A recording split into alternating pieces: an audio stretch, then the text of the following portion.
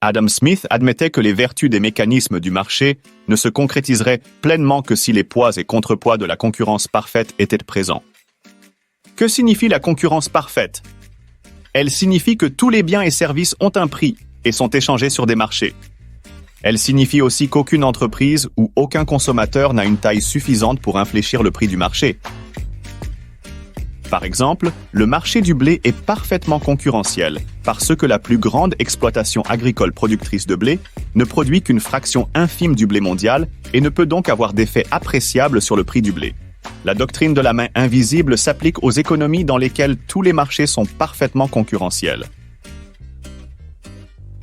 Dans une telle situation, les marchés produiront une affectation efficace des ressources de façon à placer l'économie sur sa frontière des possibilités de production.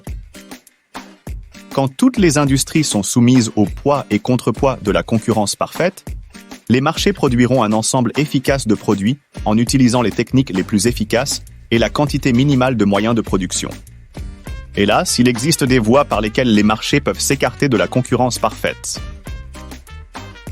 Les trois plus importantes impliquent une concurrence imparfaite, telle que des monopoles, des effets externes, tels que la pollution, et des biens collectifs, tels que la défense nationale ou les autoroutes.